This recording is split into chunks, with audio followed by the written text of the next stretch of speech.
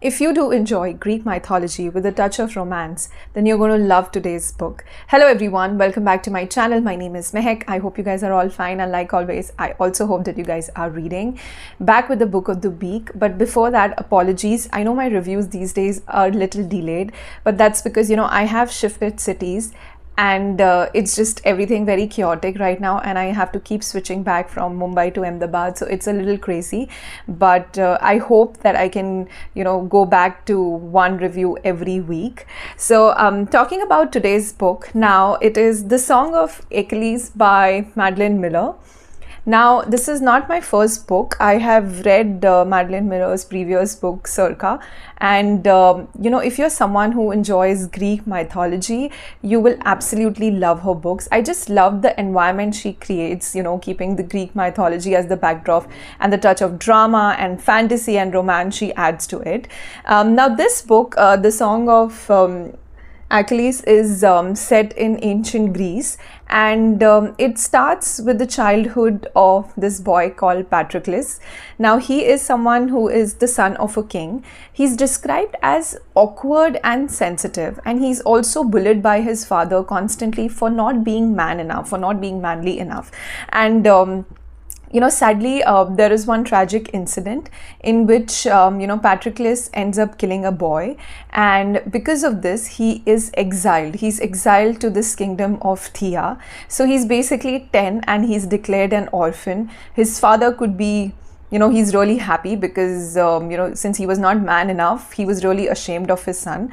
So now that he's exiled and he has nothing to do with him, the father is really happy. But your heart really goes out to Patroclus, who is just 10 years old. He's exiled and is basically declared an orphan.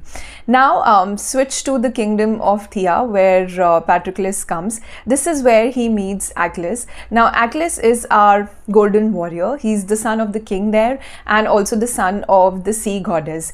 He is a great warrior. He is meant to great things, and in fact there are also talks that he might end up becoming a Greek god himself. Now, Patroclus and Achilles' relationship is in the start shown as that of friends, but as they grow older, it blossoms into a deep romance between these two princes. And the author beautifully describes their relationship with a touch of sensitivity. She talks about the complexity and the vulnerability of their relationship while they share their joys and dreams together. Now, as the story progresses, we are taken to the Trojan War and shown the brutalities and how that the war affects the relationship of Patroclus and Achilles. Now, Achilles is called to join the war because of his unparalleled strength and skill and mastery in the battlefield.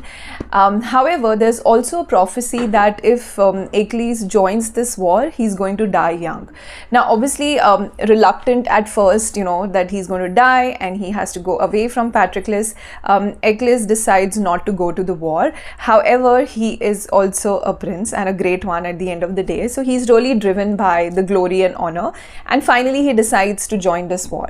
Now, obviously, Patroclus, because of the love that he has for Achilles, decides to follow him. There's really a beautiful sentence in the book which talks about how he'll follow him till the end of the world.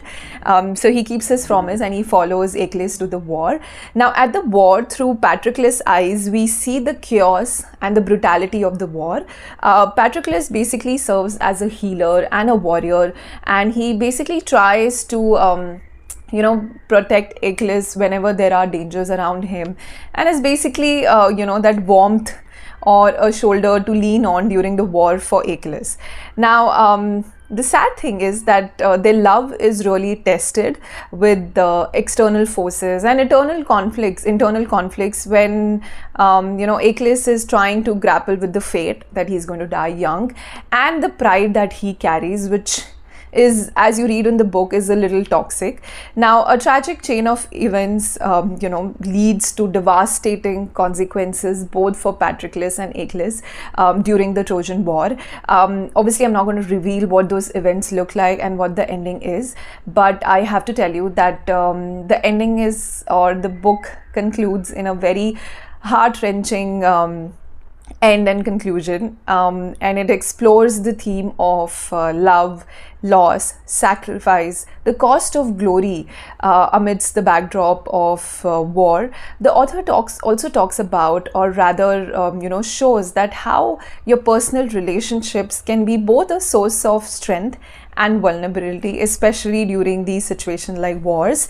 What I also like is that she also shows these human experiences during war, or these legendary tales that we have heard of. So in this book you get to experience the plight of women, slaves, and the loss of family, especially the plight of women. When you have different kingdoms coming over, taking a particular kingdom, what happens to those women? They're basically raped or sold or taken, as if they're property. So all those things, when you really read about, your heart goes out to what really happens at a war, especially for women, I feel, who have to face so much.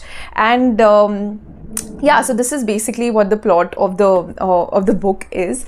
I think as far as the characters are concerned, these two characters really would stay with you for long. So Patroclus is more relatable one. He's the compassionate one.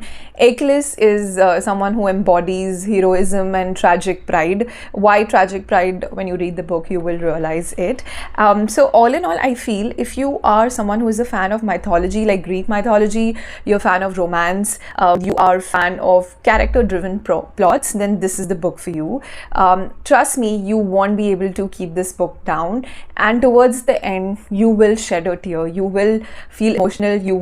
Your heart would be heavy, and you'll feel all kinds of emotion. If you pick this book up and read, trust me, you're going to come back and tell me that yes, Mehek, this one was really heart-wrenching read, and yeah, it's just a very captivating read. So that's all on this wonderful, mystical, heart-tugging read. I hope you enjoyed the review and you will pick this one up. If you have read this book, please let me know in the comments. I'm going to see you guys next week with another title. Till then, please take care, and like always, please keep reading. Bye-bye.